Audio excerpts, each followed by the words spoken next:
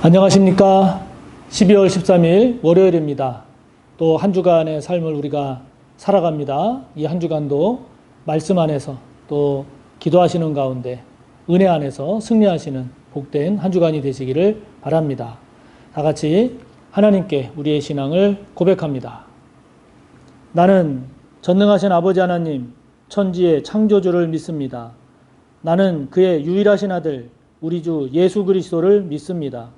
그는 성령으로 잉태되어 동정녀 마리아에게서 나시고 본디오 빌라도에게 고난을 받아 십자가에 못 박혀 죽으시고 장사된 지 사흘 만에 죽은 자 가운데서 다시 살아나셨으며 하늘에 오르시어 전능하신 아버지 하나님 우편에 앉아 계시다가 거기로부터 살아있는 자와 죽은 자를 심판하러 오십니다. 나는 성령을 믿으며 거룩한 공교회와 성도의 교제와 죄를 용서받는 것과 몸의 부활과 영생을 믿습니다. 아멘. 오늘 우리가 함께 볼 말씀은 요한계시록 18장입니다. 요한계시록 18장, 오늘은 1절에서 8절까지의 말씀을 보겠습니다.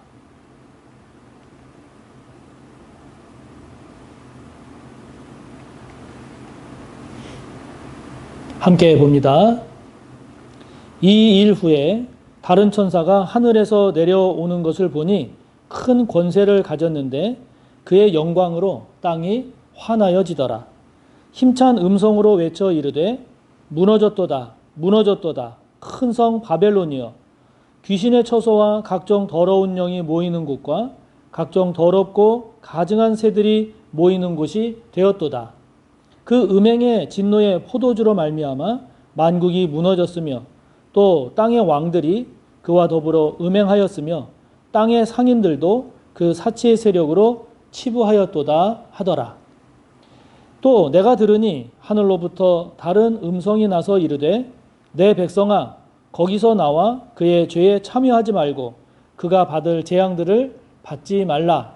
그의 죄는 하늘에 사무쳤으며 하나님은 그의 불의한 일을 기억하신지라. 그가 준 그대로 그에게 주고 그의 행위대로 갑절을 갚아주고 그가 섞은 잔에도 갑절이나 섞어 그에게 주라. 그가 얼마나 자기를 영화롭게 하였으며 사치하였든지 그만큼 고통과 애통함으로 갚아주라. 그가 마음에 말하기를 나는 여왕으로 앉은 자요 과부가 아니라 결탄코 애통함을 당하지 아니하리라 하니 그러므로 하루 동안에 그 재앙들이 이르리니 곧 사망과 애통함과 흉년이라. 그가 또한 불에 살라지리니 그를 심판하시는 주 하나님은 강하신 자이심이라. 아멘. 하나님의 마지막 심판 재앙인 일곱 대접의 재앙 이후에 이제 어떤 모습들이 전개되고 있는가라고 하는 것을 이제 오늘부터 말씀이 진행이 됩니다. 일곱 대접의 재앙이 끝난 후에 먼저 보여진 모습은 무엇인가 하니 무너지는 큰 성 바벨론에 대한 이야기입니다. 오늘 2절 말씀을 보면 다른 천사가 하늘에서 내려와서 힘찬 음성으로 외칩니다.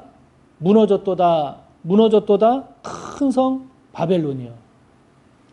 큰 성 바벨론의 무너짐을 하늘에서 선포합니다.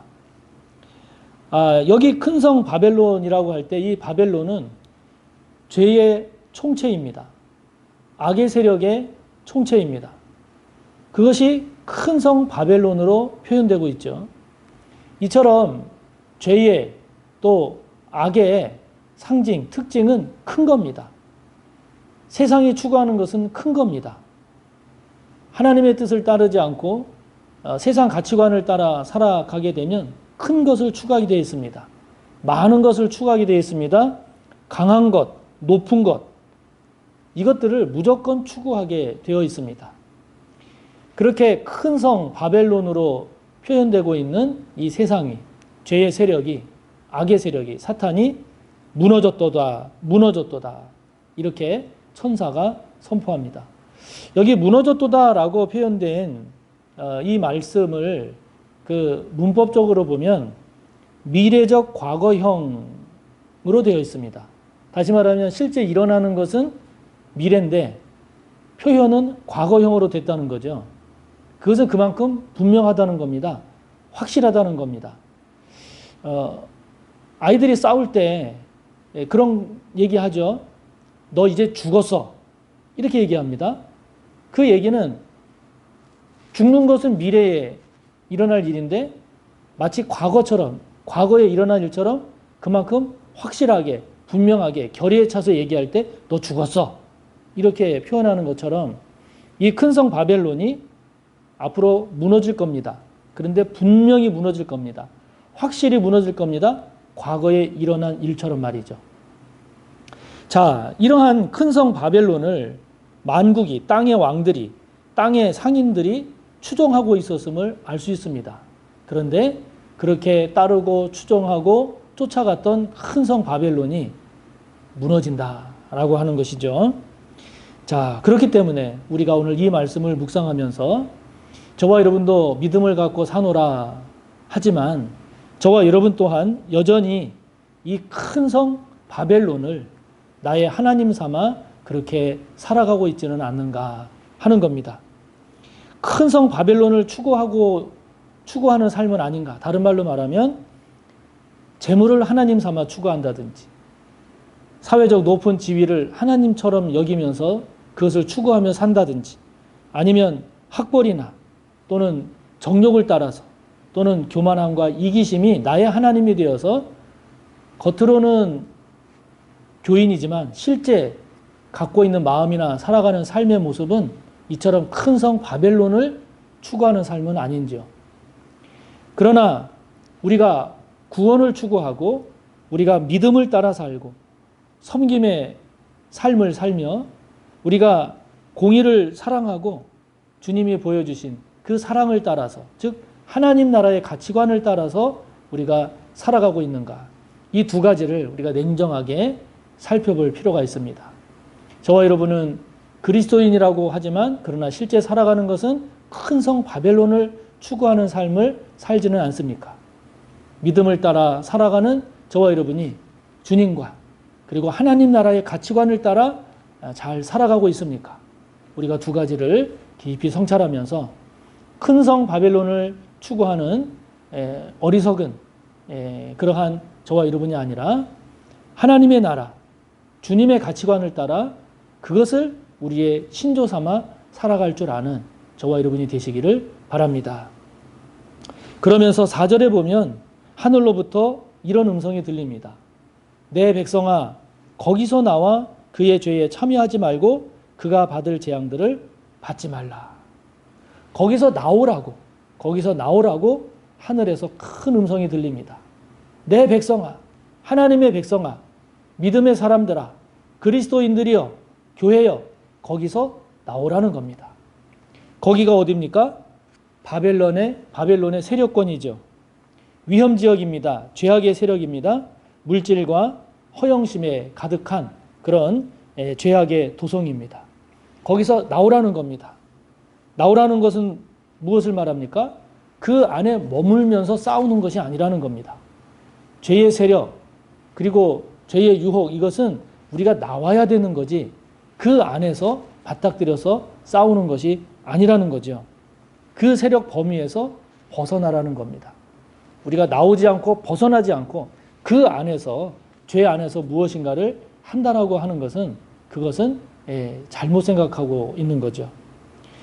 거기서 우리가 나와야 되는 이유가 무엇입니까? 그곳에 죄가 가득하기 때문입니다. 어떤 죄입니까?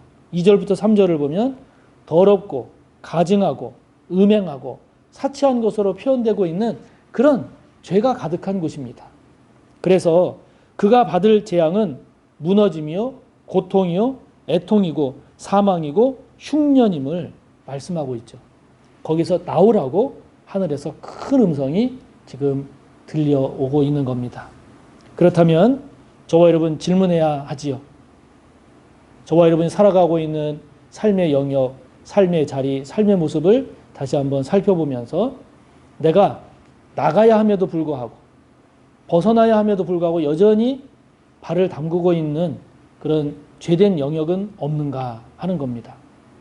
이미 나왔어야 함에도 불구하고, 이미 벗어났어야 하는데도 불구하고 아직도 미련을 갖지 못하고 정욕에 이끌리고 짧은 세상적 계산에 따라서 아직도 그 죄된 영역 안에, 죄된 세력 안에, 죄된 관계 안에 머물러 있는 저와 여러분의 모습은 없는가 하는 겁니다.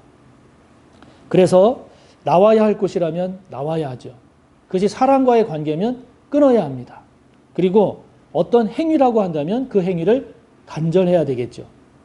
저와 여러분이 지금 하늘에서 들리는 음성처럼 내 백성아 거기서 나오라 라고 하는 이 음성에 저와 여러분이 아멘으로 응답하면서 나가야 할 곳에서 나가는 그런 저와 여러분이 꼭 되시기를 바랍니다.